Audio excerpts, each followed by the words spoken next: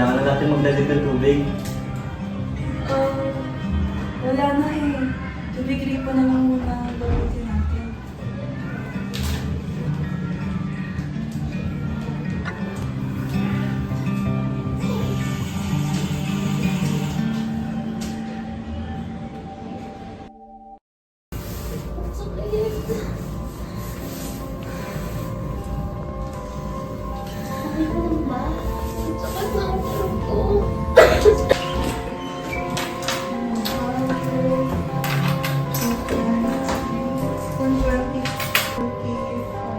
Kulang?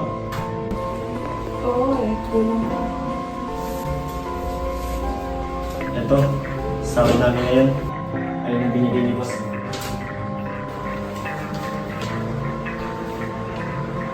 Mas mataas pa yung nakalaang buwan na. Mababa na.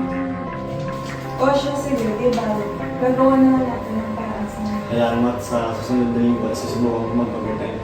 Sige, mag-ibigis na muna ako.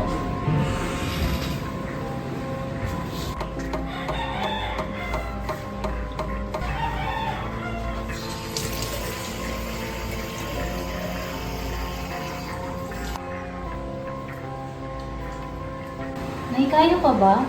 O naman na, kaya pa. Tingnan mo, o pwede pa. O sige, pumasok na kayo. Maghati na lang muna kayo. Para tayo na tayo.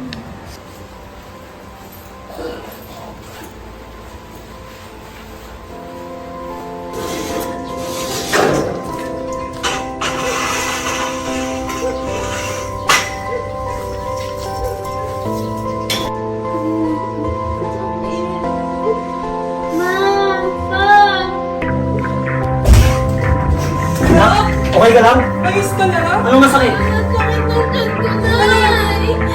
Anong nangyari sa Hindi inyo? na natin sa ospital! Wait, tatawag ako ng tricycle. Sorry, Nay!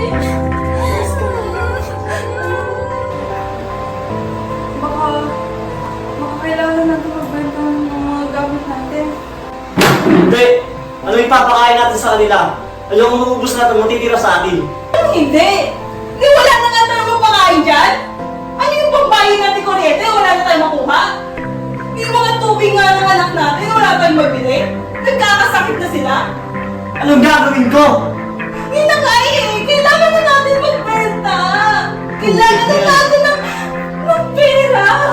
Kailangan natin ng paraan para makapagbayad ng mga matrikula ng anak natin! Saan nga tayo makuha? Kaya may hawa rin ng panahon sa atin. Sir! Ay, ito po yun. Baka po may problema kayo sa maruming tubig. Nagbibigay po kami ng tulong para sa may mga problema sa maruming tubig. Ito po. Hindi ko nga alam kung dapat ba tayo pumasok dito. Wala tayo mapagpipilian. Kailangan natin subukan. Hello? Sandali lang. Magandang araw po. Magandang araw sa inyo. Mahalaga natin sa bukas. Pero, syempre, papakuloy niyo muna siya. Then, doon niyo po siya pwede inumin.